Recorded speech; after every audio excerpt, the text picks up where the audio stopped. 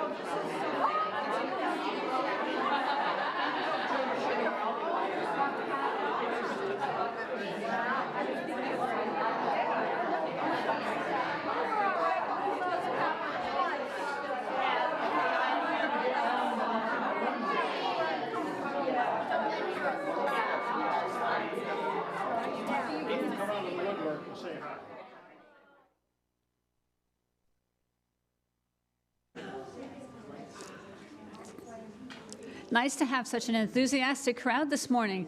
There will be more time for talking after service today because we're having coffee. For our online guests, if you would like to share a joy or sorrow for that portion of the service, you can do so by entering it now in the chat on YouTube. These will be shared aloud with everyone. I also encourage you to identify yourself in the chat so that we may better acknowledge your presence here with us today. We now offer the words of John O'Donohue. May the touch of your skin register the beauty of the otherness that surrounds you. May your listening be attuned to the deeper silence where sound is honed to bring distance home. May the fragrance of a breathing meadow refresh your heart and remind you you are a child of the earth. And when you partake of food and drink, may your taste awaken to the gift and sweetness that flows from the earth. May your inner eye see through the surfaces and glean the real presence of everything that meets you. May your soul beautify the desire of your eyes, that you might glimpse the infinity that hides in simple sights that seem worn to your usual eyes.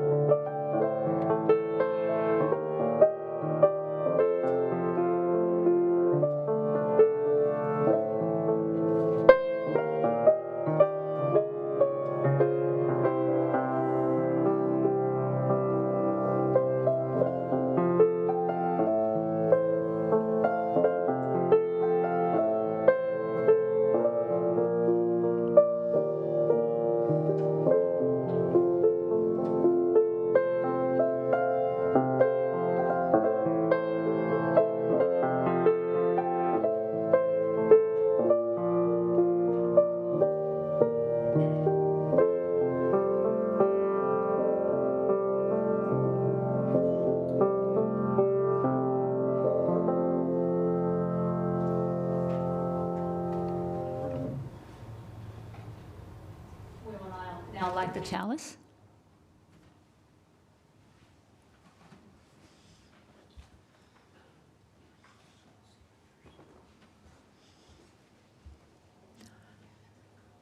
May we offer the merit of this gathering to all beings, so that they may be able to attain the truth.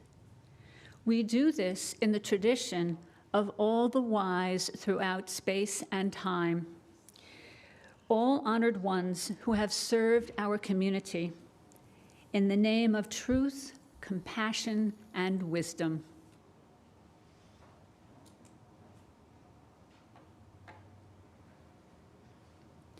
Please now rise as you are willing and able to join us in singing our opening hymn, Open My Heart. That is hymn number 1013 in the teal hymnal. Mary's saying no. Oh, sorry. Copy pasta. The correct hymn is number 353 in the gray hymnal. This is brand new. I'll play it all the way through for you.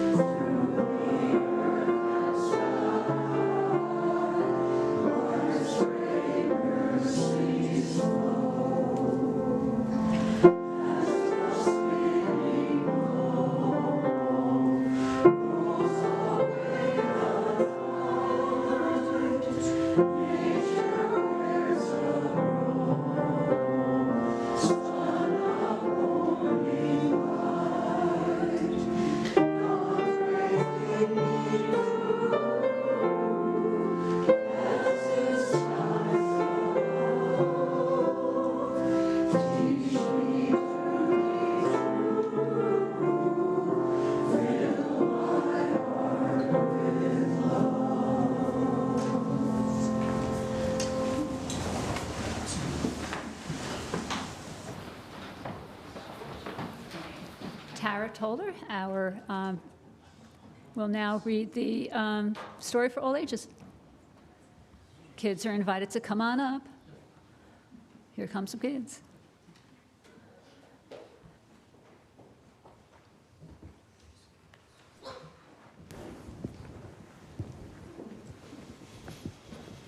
Welcome. So today's story is all about kindness, inclusion, and belonging. I think it touches on many of our UU values. There have probably been times in your life when you felt like you didn't belong someplace. Maybe you felt like you were different or you were left out. Is that a very good way to feel? No. No. No one likes to feel like they don't belong. That's why it's important to have people and places that let you know you do belong. Sorry about that. The places where you're welcome. I hope Eastrose is one of those places for you. You belong here. We can also show others through our words and actions that they are welcome here, and that feels good too, right? This story is about some kids with non-traditional pets who do just that. Strictly No Elephants by Lisa Manchev, illustrated by Tae Nhu. The trouble with having a tiny elephant for a pet is that you never quite fit in. No one else has an elephant. Every day I take my elephant for a walk. His is a very thoughtful sort of walk. He doesn't like the cracks in the sidewalk much. I always go back and help him over. That's what friends do, lift each other over the cracks. Today I'm walking my tiny elephant to number 17. It's pet club day, and everyone will be there. Come along, there's a good boy. I coax him the last few feet. It'll be fine. When I look up, there's a sign on the door. Strictly no elephants. My tiny elephant leads me back to the sidewalk, never minding the cracks. That's what friends do, brave the scary things for you.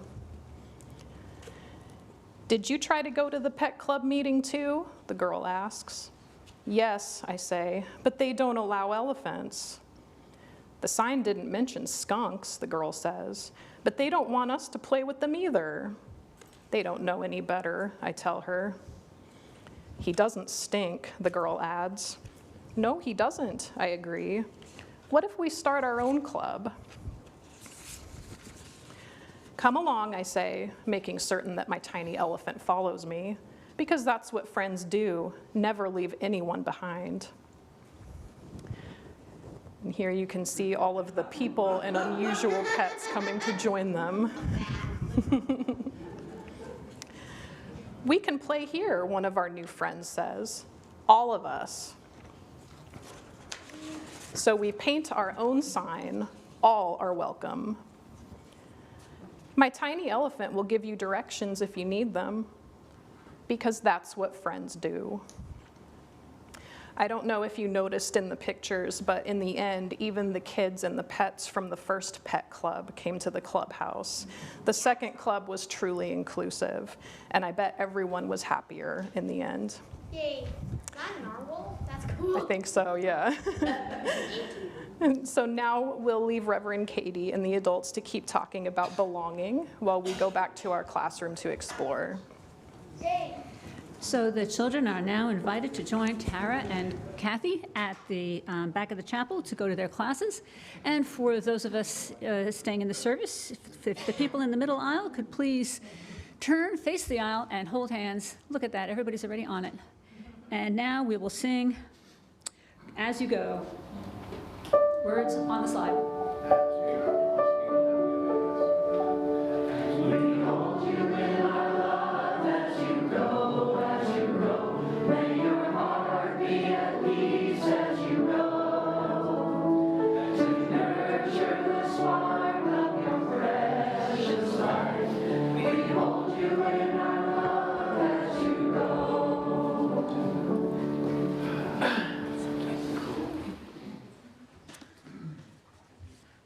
I had Patty warn you that we would be doing spiritual practices throughout the service. And this is the first one. It's called Soles of the Feet.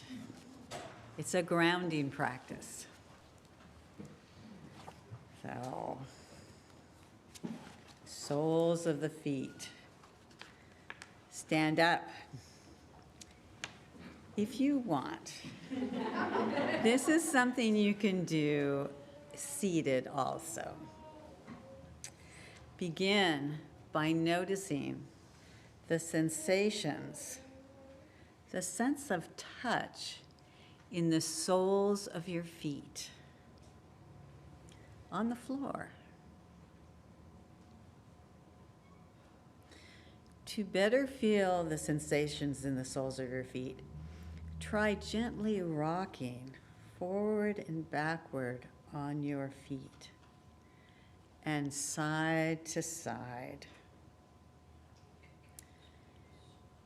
Even try making little circles with your knees, feeling the changing sensations in the soles of your feet.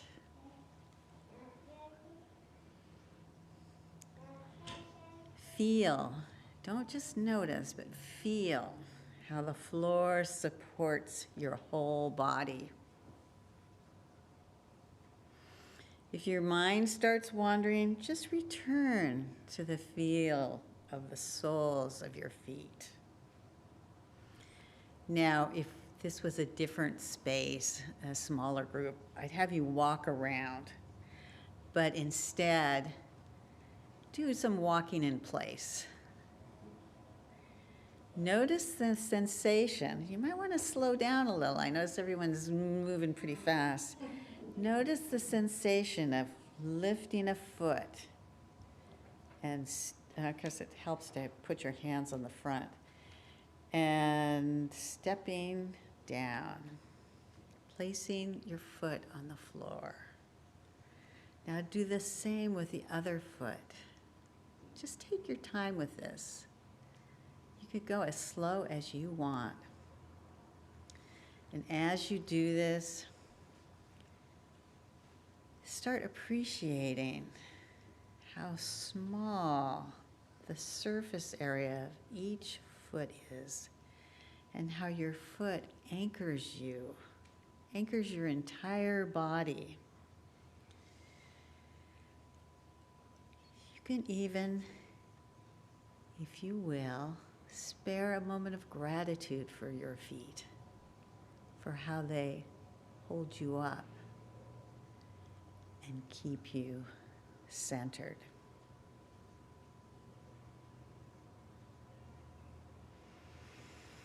Now return to standing again and expand your awareness to your entire body.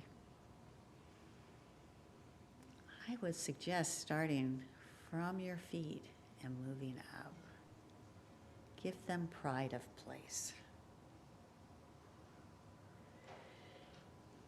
This is a spiritual practice of centering.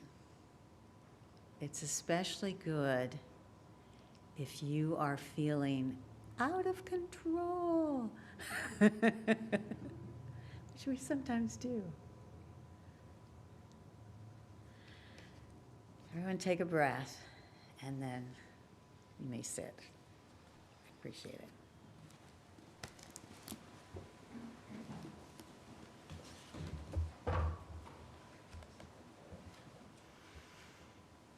Thank you. That was wonderful to have everyone be so responsive. These spiritual practices, when I get into the sermon, you'll learn kind of more what that's all about. But right now, we're going to be doing joys and sorrows. Let us sing together. And this is our quiet song, so you can just sit if you'd like. And it will come up here. Find a stillness. You can look in the book if you want, or you could just sing it from the words on the screen.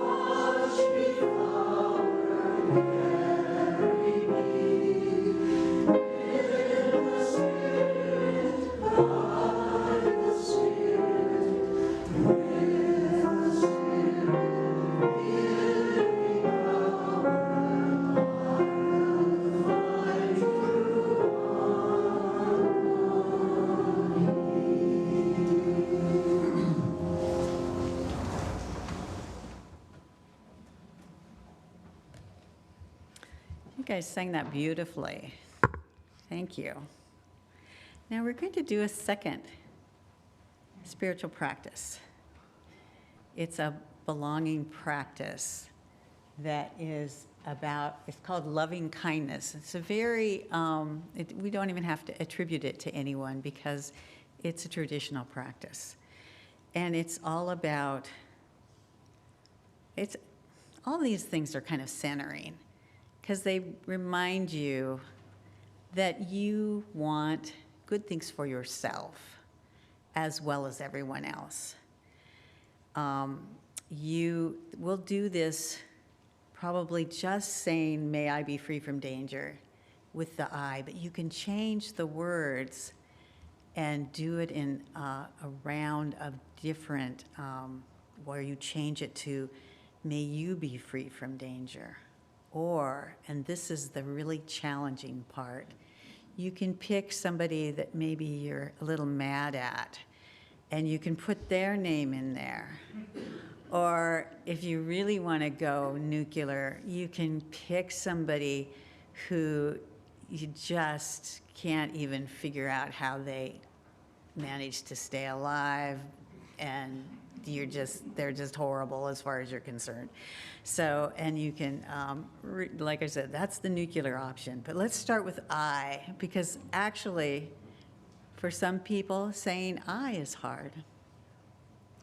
So let us get ready, sit, take a breath.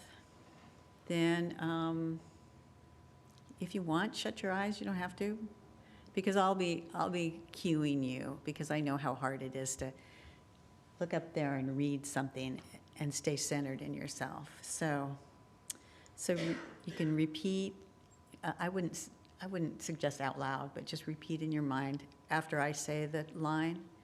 Okay, may I be free from danger.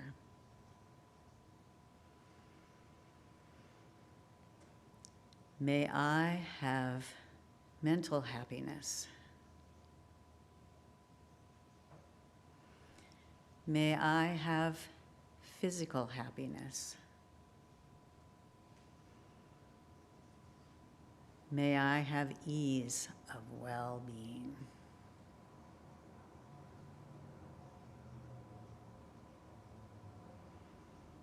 Let's do another round. It feels good. May I be free from danger. May I have mental happiness. May I have physical happiness. May I have ease of well-being.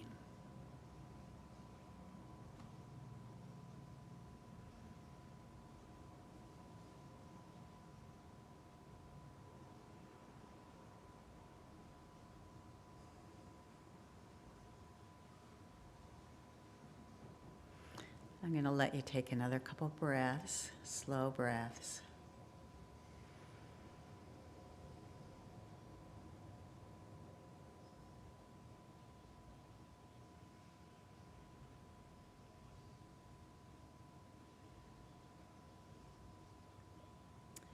And time to come back into the room if you went somewhere else. The favorite line in that particular meditation is, may I have ease of well-being. When I first started doing this practice, which I do every once in a while, that phrase, may I have ease of well-being, would just kind of go through my whole body. I could feel it, just kind of like, that's what I want, ease of well-being. So, all right, now I am going to begin talking. I thought I'd warn you because we've had such a lovely, quiet time in here. But belonging is a spiritual obsession of mine. It started when I was listening to the radio on my way to Salem in the car. I was driving down from Portland to Salem, and it must have been June 26th or 27th of 2013. Does that ring a bell with anyone? Maybe not. The Supreme Court had just made it legal for two people of the same sex to marry. So OPB was interviewing couples getting married in Portland City Hall. There was a line out the door. People were laughing, they were crying, they were giggling. I was just listening for the pleasure of all the happiness and excitement coming through my radio. It was a historic day. The journalists were, of course, asking the classic journalistic question, "What are you feeling right now?" And different people would express their happiness in one form or another. Then one person answered the question kind of with hesitation. She said, "I feel like I finally belong here in the United States. Before, I didn't feel like I even belonged here. Now I belong." Hearing that woman say out loud how she felt about her place in her country and her feelings that she didn't belong, it brought goosebumps to me. It made me realize how fragile is our sense of belonging, how tender we are when we feel we don't belong. 2013 was before I became a Buddhist. It was before I was ordained as a Unitarian Universalist minister. So ever since, I have been interested in belonging and what it means to us as spiritual beings, and as political beings, and heck, human beings. Belonging is one of those nuanced feelings that can cover a lot of different emotional situations, from do I belong to myself to do I belong to my country. In between those two poles are feelings about groups and neighborhoods and friendships and even within your family. There are a lot of pieces, a lot of places we want to belong. There are a lot of places where we may not feel we belong. I like this definition from Cambridge Dictionary. Belonging is a feeling of being happy or comfortable as part of a particular group and having a good relationship with the other members of the group because they welcome you and accept you. So belonging is important to any human community. And honestly, I felt like when, maybe it's because I was using the lens of this sermon, I was hearing these echoes when people were talking about the different things that they were sharing with us. I was hearing the echoes of belonging, longing for belonging. Belonging is important in any human community, and especially a spiritual community. Your spiritual community should be one place where you feel a ready sense of belonging. And that feeling of belonging is a glue, a motivator, a source of happiness for its members. Anything that erodes that is a danger to the community. All I say about belonging in this talk applies to Eastrose, as it does to any group of humans. So let's look a little more at belonging, poke a little at it, and see where it comes from. So the desire to belong, I've got this thing about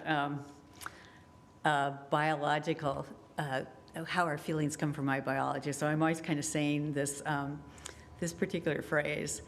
We evolved the desire to belong when we were hunters and gatherers, living together in small groups on the savannah. We evolved it. Belonging to your tribe was the only way to stay alive. So if you got pushed out of your tribe, you were a goner. People survived who wanted to belong and paid attention to cues and made sure that they were kept in the tribe. The result is that now, after thousands of years of evolution, belonging feels really good and not belonging feels really bad. Both feelings are primal. Belonging has its roots, too, in our upbringing. There's a whole body of scientific practice around that's called attachment theory, about how we bond with our mothers and fathers as babies and children. And about a third of all people have really healthy bonding with their parents, and as a result, they trust and make friends with other people more easily. It's called secure attachment. These people expect to belong, and it's a real gift. It's a real gift to have that kind of upbringing. The other 2/3 of us are less secure.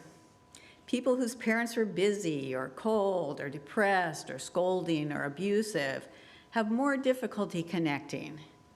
All of us want to belong, all of us. But some people aren't so sure they really do. They weren't raised to be good at belonging.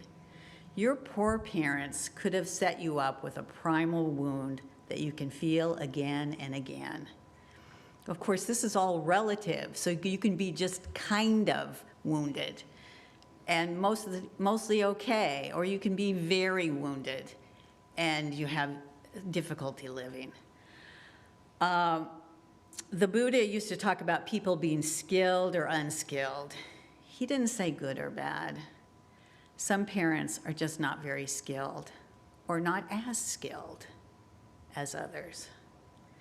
And then there's the direct insults you get if you happen to own an elephant or a skunk, right? Sometimes other people do not accept you or us because of some characteristic that we have. We have names for all of these things: racism, sexism, ableism. My favorite one these days is ageism. Gee, I wonder why. So belonging is like a layer cake. The first layer is that fear of not belonging that comes from our human nature. No one wants to be pushed out of the tribe. The second layer comes from our family life. Not everyone, but some of us learn in the family to be a little insecure about belonging. And then the third layer comes from society. If you are black, old, fat, I could go on and on, you may not feel welcome everywhere. One way for Eastrose to handle the issue around belonging is to be very tender with everyone who walks through the door, realizing that you do not know what others have been through. And sometimes that metaphor about, being in somebody else's shoes, that's a good one in many ways, but I think oftentimes if you have been raised as a happy, wonderful child and you just think everyone's kind of like you're gonna miss the boat because not everyone is. So that it's important that we as a community take that consciousness with our interactions with each other. So, however, there is a limit to this way of approaching belonging. Yes, Eastrose should be as welcoming as it can be. However, no matter how open we are, we can only ever be a sanctuary from the rest of the world. Sanctuaries are important. Sanctuaries where acceptance is a deliberate practice, as it is here. It saves lives. There are people that show up that they just need our love. Still, those children who had to start another club for the elephant and the skunk were still excluded from a club that already existed, right? They were excluded. They are still hurt and feel that they didn't belong with their friends. So we, as a community, can't make up for everything. In Buddhism, in addition to kindness, welcoming, and friendliness. There's another way that they approach belonging, and that's what I'm going to share with you today. A lot of what I say from now on is based on the Buddhist teacher, Selassie I knew I would do this. Sebene Selassie. She too is obsessed with belonging. John, do you have, yeah, share with her. I just love how beautiful she is. She describes herself, she also is obsessed with belonging. She describes herself as a nerdy, black, immigrant, tomboy, Buddhist weirdo. Each one of those words provides a way to feel different from the American mainstream, to feel you do not belong. In addition, when she was a very young woman, she had cancer. She's a cancer survivor. And while she was a young woman in treatment, she felt isolated and alone. Sickness is another way to feel isolated from other people, to feel you don't belong. So she wrote, "Into my 30s, I assumed there were certain ways to belong. I did not seem to get them. I was too blackish for the white folks, not black enough for the black folks, too Americanized to get my roots, too immigrant to get American idioms, too feminist for heels, too femme not to do my eyebrows, too intellectual for the intuitives, not sufficiently well-read for the academy, too political for my party friends, not radical enough for my activist friends, too hetero to call myself queer, too queer to carry about most hetero nonsense, too woo-woo for the skeptics, not spiritual enough for the renunciates. I had too much money or not enough." So I love that quote. I had to share that. Also, people would say strange things to her as she took up the role of teacher as a young black woman, because I think she was actually treated as a teacher when she was in her late 20s. It made her feel weird, and she complained about it and felt anger, confusion, and self-doubt, as many people do, as we all do. At some point, though, she started tackling her feelings of not belonging through her Buddhist practice and teachings. There is a principle in Buddhism called the doctrine of two truths. The doctrine is that two things that contradict each other can both be true. Truth one, we all belong. Truth two, we don't feel we belong.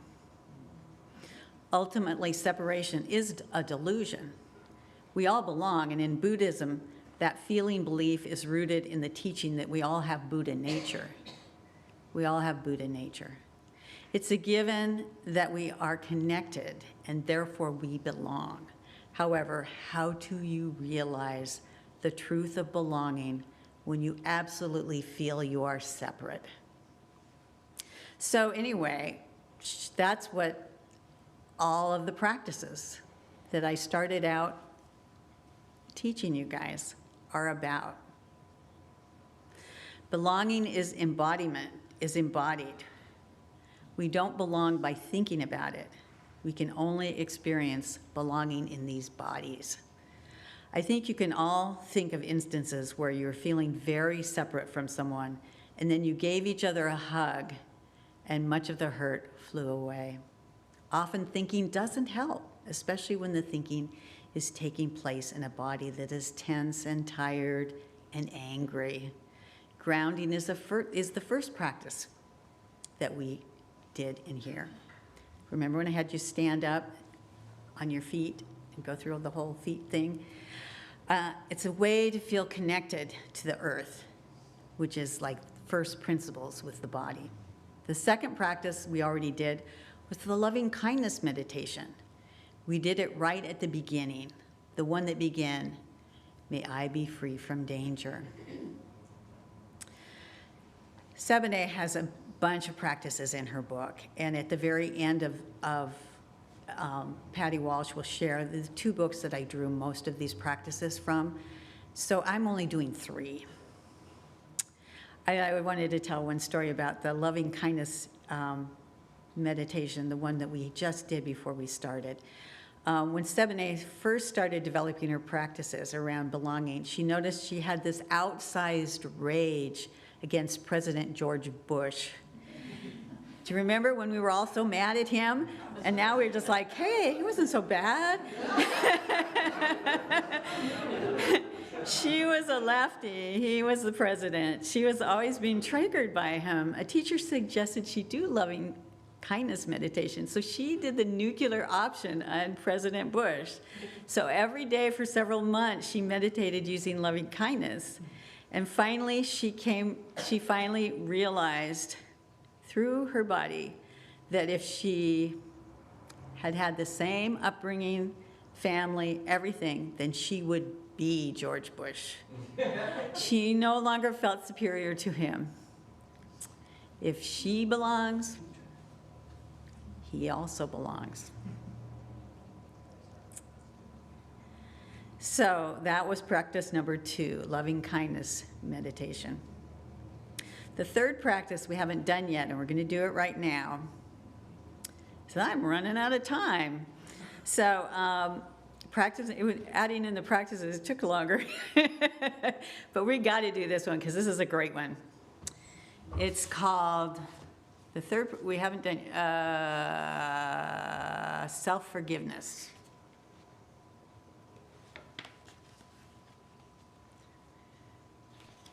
So I'm not going to ask you to stand up, but this is a practice that you can do when you just feel like you screwed up.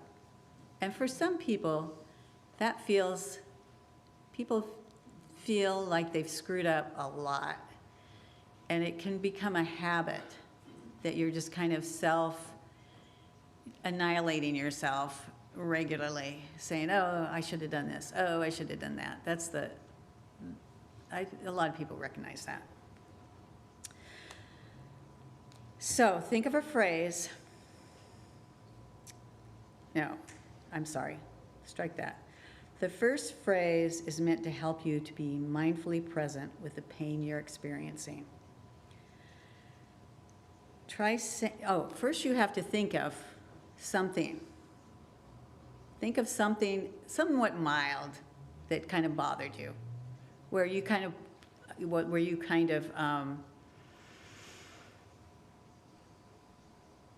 blamed yourself. But don't think of something like horrible fight with your mother or something like that. Just think of something sort of mild. You didn't get something done on time, you're late to a party, whatever. Something small. Just think about it, though. Okay. Does everybody have that in their mind? So then say to yourself, put your hand on your heart, say to yourself slowly and calmly, this is a moment of suffering.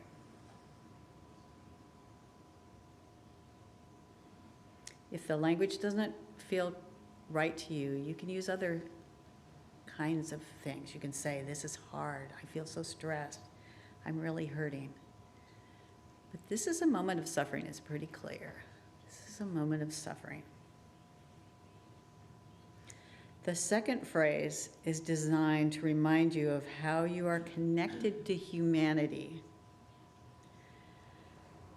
Try saying to yourself, there's several different options. I'll say them all. Suffering is a part of life. Or you can say, I am not alone. We all face challenges in our life. Or this is how it feels when a human person struggles.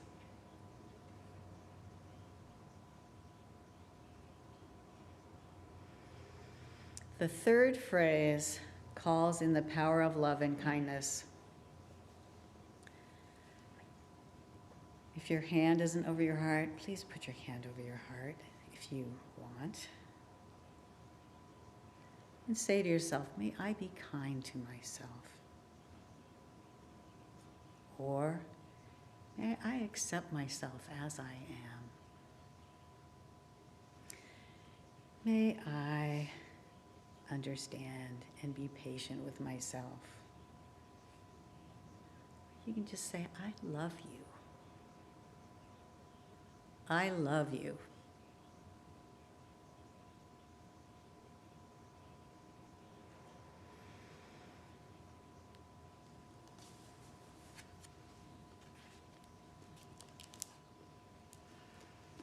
And that's it. And that's it. And you can use that anytime you're going through your day and you're feeling yourself punishing yourself.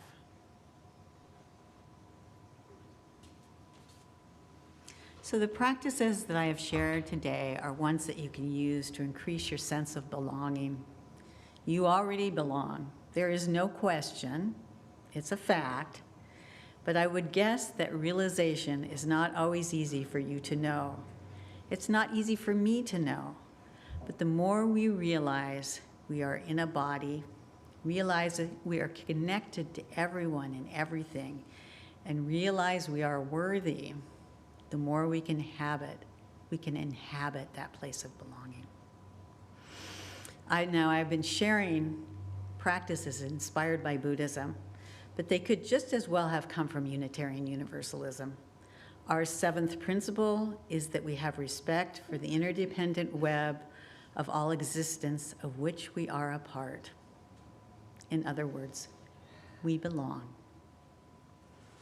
So may it be.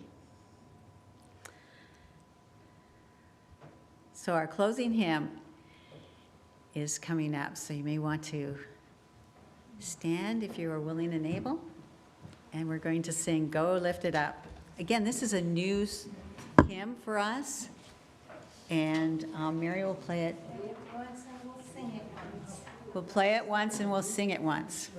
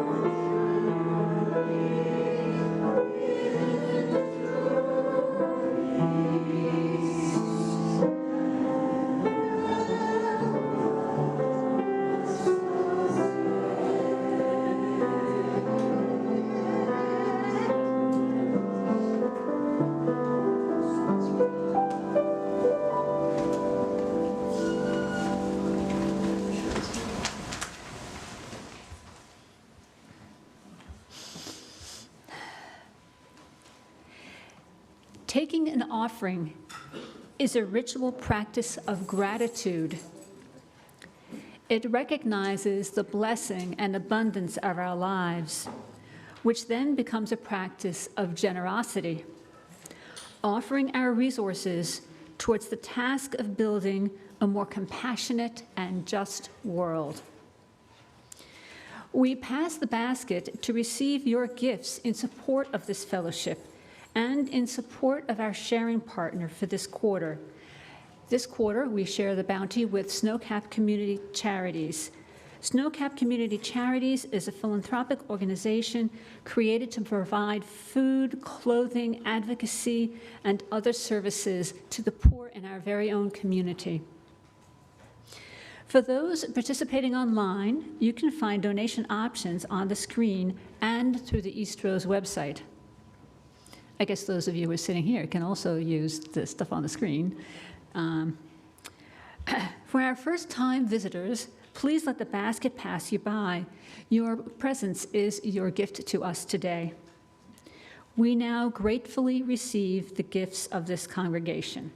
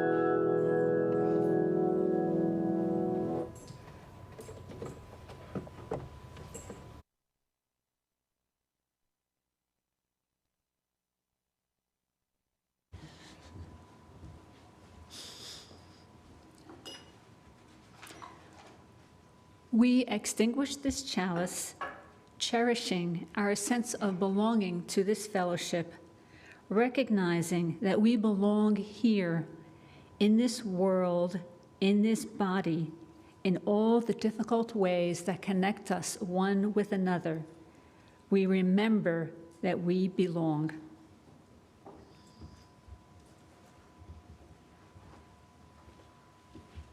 And I wrote a little benediction that sounds exactly like that one. Since I wrote them both, I guess that makes sense. May we come to feel in our minds and our bodies that we belong as much as the birds in the air and the fish in the sea. We belong in this world. Amen.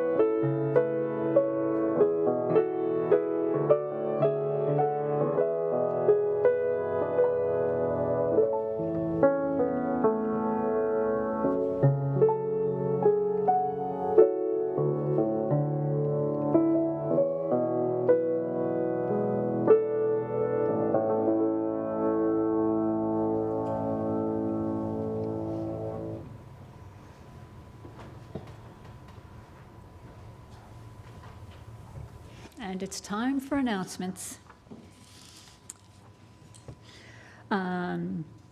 Friday, February 9th from 3 to 5 is Snowcap volunteer time. All are welcome. Again, that is Snowcap volunteer time on February 9th from 3 to 5 at Snowcap.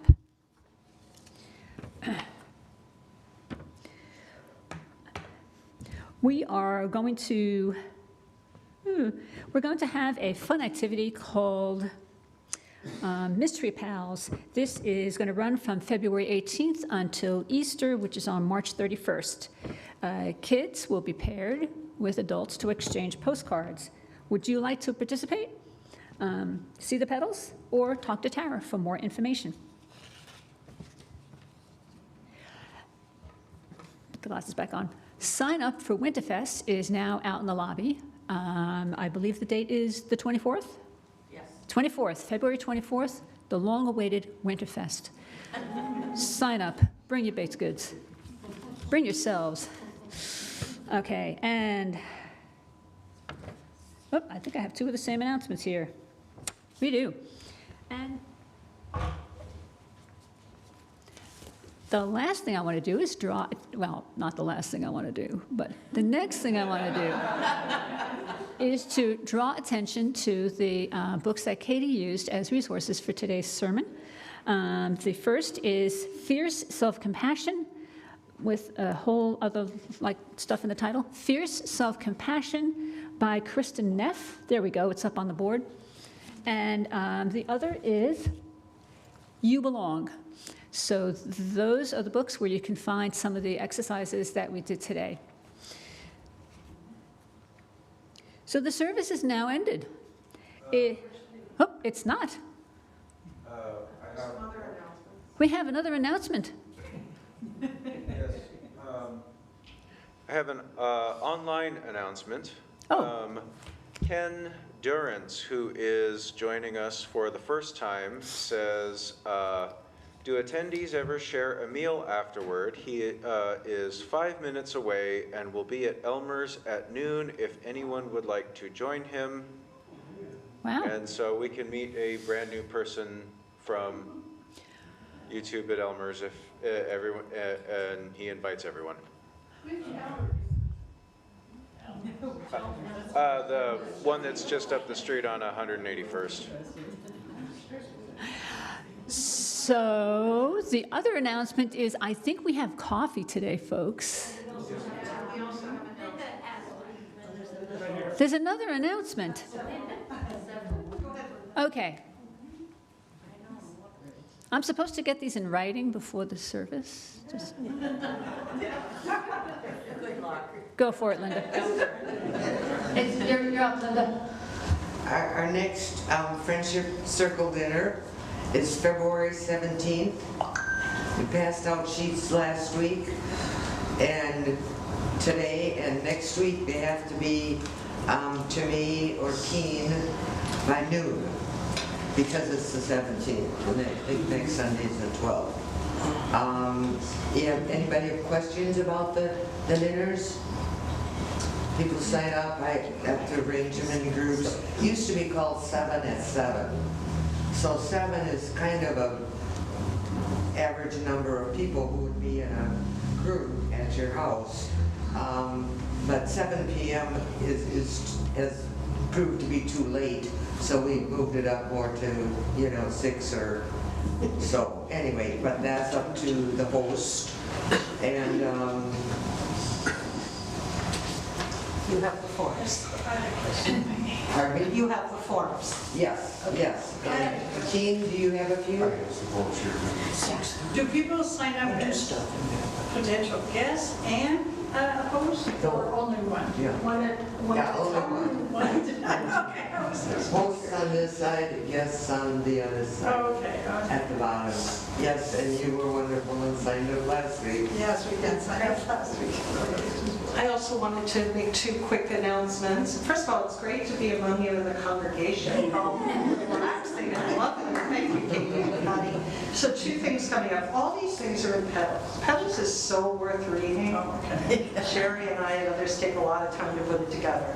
But on the 11th, next Sunday, if you have time to stay after, we're finally going to assemble the care bags for our unsheltered friends. And then on the 18th, Tyler, our new choir director, will be holding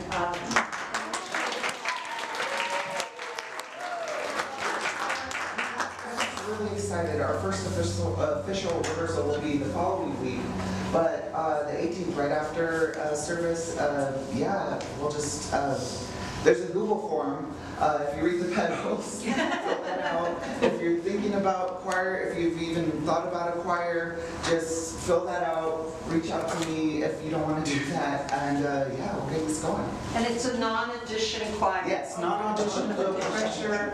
I'll be incorporating vocal technique and musicianship, so we feel nice and confident. And like Gang time. Yeah.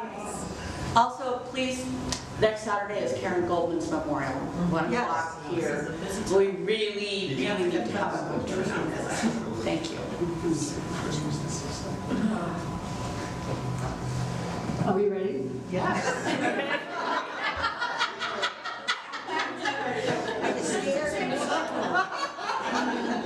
Okay. There won't be a whole lot of setup, so. There is coffee today. Please, everybody, stay, socialize, or go to lunch at Elmer's with Kevin Dernst, was his name? Ken. Okay. And so for those who are joining us online, you can leave this YouTube and go to Cafe Conversations via Zoom. And I believe that information should be up on the slide behind me. Or you can join us at Elmer's. Thank you, everybody, and have a great day.